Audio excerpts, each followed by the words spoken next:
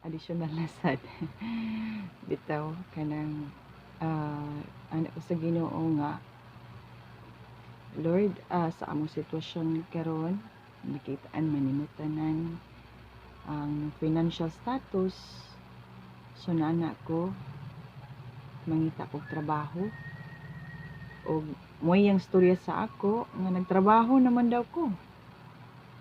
So ning ko need na akong financial as mo back up helpful rin sa akong family. So niana siya sa ako nga nagpasagad ba ko nimo?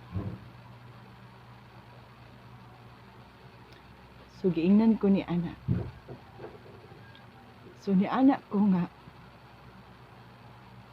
wala bitaw ko pasagdi ni mo Lord no. Kung kadali lang pa kana apo ko gikuan pahimo pa. Wala ko nimo pasagdi Lord since paghimo nimo sa ako unang-una ikaw nihatag sa ako sa akong maginikanan kung kinsa sila ug unsa sila kamay gumaon. Kana lang proof na sa imong gugma sa akong ginabuhi nga gitagaan ko nimo ginikanan nga mapinalanggaon nagrepresent sa imong gugma nga ni kanako. So ni anak ko nga bisan pa sa among kawadon sa kakulangon migamit kag mga tao nga maduulan sa akong amahan nga sa kadaghang tao sa amo ang nganong akong amahan ilang gipili nga mo yung piyalan sa mga kalubihan ug mga luna nga bakante. So amazing kay ang Ginoo bisan unsa pa kadaghan namo og mga pagkinahanglan inana ka multi-talented or inana ka gifted ang akong papa kugihan sa tanan. So katulang daan iyahan nang gipa-review sa ako nga nagpasagad bugod ko nimo.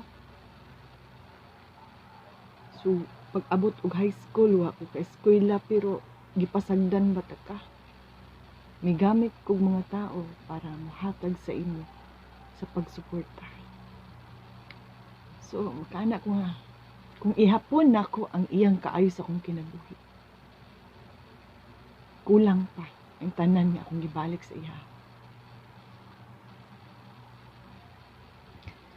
Gikan sa akong pagkatao hangtod sa akong pag-eskwela ug hangtod sa akong panarbaho nga bisag di ko madawat kay akong edad dili qualified ug wala po'y tracking record pero namagamit kay pun siya mga tao para makatrabaho ko ug hangtod sa pagminyo nako nga gipabalik-balik niya sa ako sa imong kawadon sa kaminyoon gipasagdan ba tika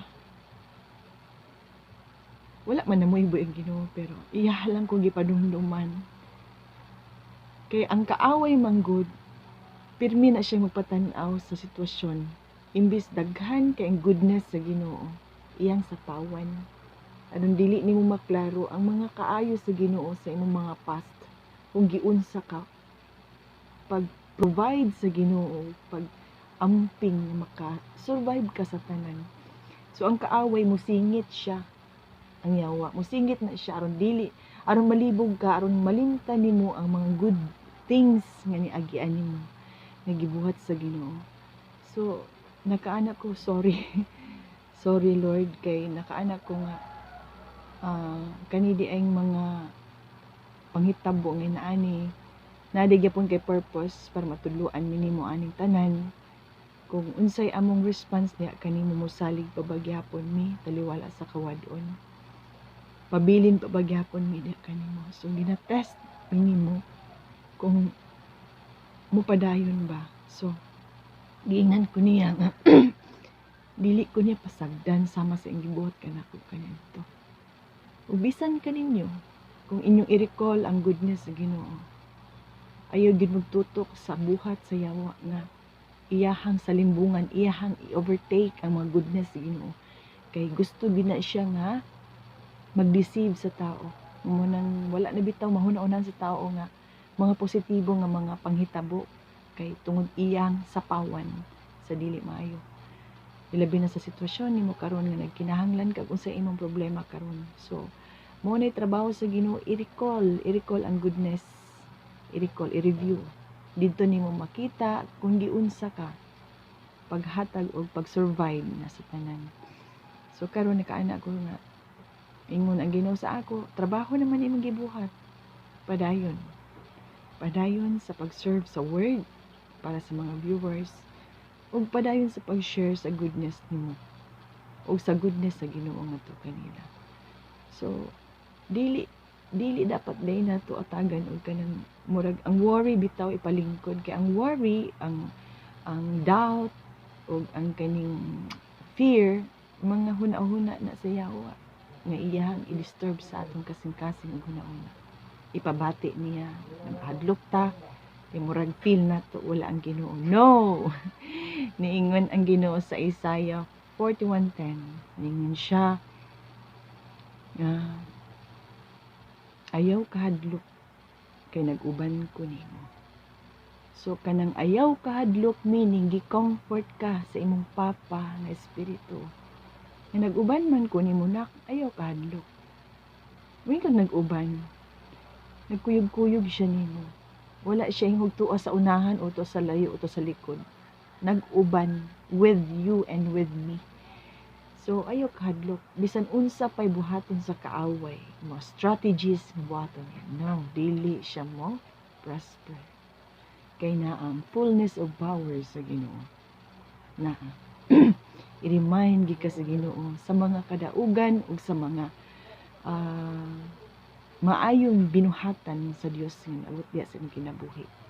Mga pagtagbo sa imong pagkinahanglan. So gina-remind ka sa Ginoo niya anang tanan. Busa mingon ang Ginoo dito sa Isaiah nga ayaw kahadlok. Kay nag-uban ko nimo, ayaw kabalaka, kay ako mao ang imong Dios. Siya maong imong Dios, ayaw kabalaka. Ang Dios nga naghimo sa tanan, ang Dios nga magsangkap sa imong pagkinahanglan ug nag-amping kanimo kanunay. Gikan kaniya nga gugma. Ampingan gid kaniya. Kay anak ka sa Dios. So insya luwason ug lig-unon ko ikaw panalipdan kana. Grabe na asal. Isaiah 41:10. Ayaw kahadlok ug kabalaka.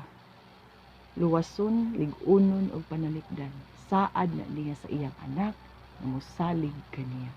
Nga mao ikaw ug ako. Anak ka sa Dios. Anak ta sa Dios. Mo nang tuhan na to siya kay di mo siya bakakon. O faithful gid ang Ginoo. Mutuman siya mga saad. Ma-fail man ta pero siya dili. Never. His love will never fail sa tuwa. Faithful siya sa mga saad. Ang amahan manggali daw nga tawhanon makahatag sa unsay maayo nga dili perpekto mga ang tao, siya pa ka. Ningon pa siya. Giatiman man nako ang mga langgam. Nga labaw pa ka sa langgam. So kana lang pag-remind sa Ginoo sa ato labi na si kabalaka, si kahadlok ug si pagduduha magsinamok sa atong hunahuna ug kasing-kasing. Pari agid ang Ginoo. Tawga gid siya. Para dili ta lingkuran sa hunahuna sa kaaway. Dili ta puy-an. So pag ipalingkod nato ang Dios kung kasing-kasing siya mohari, mawala ng kabalaka kadlok. Mawala. Kay ang gugma, di ba, ningon siya mo pailog, mulaom, mutuo, ug mulahotay. So paharion nato ang Dios nga maong gugma, kanang upat.